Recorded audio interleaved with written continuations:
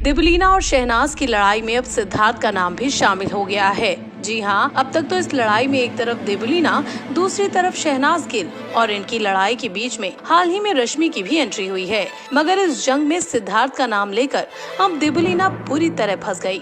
दरअसल इसीलिए अब सिद्धार्थियंस अब जमकर देवलीना को ट्रोल कर रहे हैं।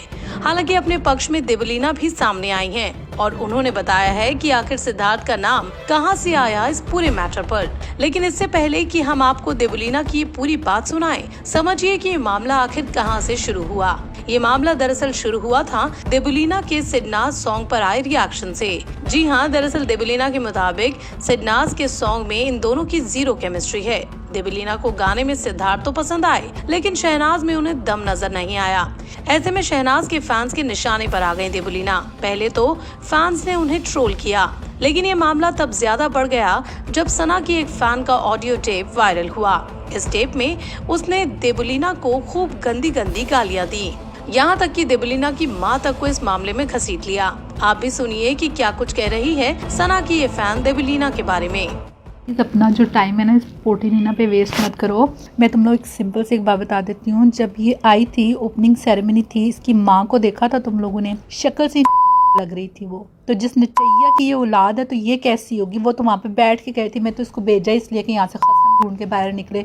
जो इसको मिला नहीं इसकी हरकतों की वजह से, ना बाहर मिलना है। वो क्या था, एक जिसको इसने फंसाया हुआ था, जिसका बाद में कत्ल हो गया। तो इस औरत की तुम हिस्ट्री देखो, जिसकी माँ की शक्ल में एक नजर आ रही है। तो इसमें तो कोई शर्म, कोई हया और कोई सेल्फ रिस्पेक्ट तो जीरो लेवल पर है। तुम लोग इसे पोटीनीना क्या, इसकी माँ, इसकी दादी, इसकी नानी, सबको तुम लोग ये कह दो, इससे तो कोई फर्क नहीं पड़ने वाला।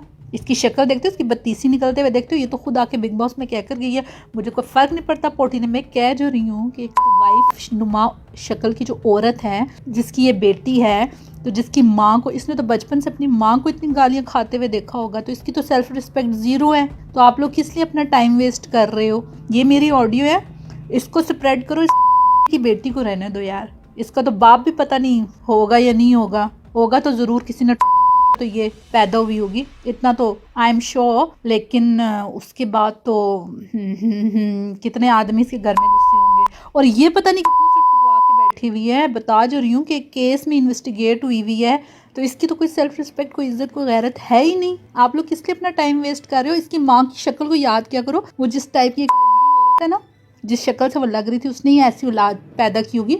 तो इसको तो बिल्कुल इग्नोर कर दो, प्लीज़ इसको इग्नोर करो। Thank you. तो सुना आपने, देवलीना को लेकर कुछ तो ऐसे शब्द भी कहे गए हैं इस टेप में जो हम आपको सुना भी नहीं सकते।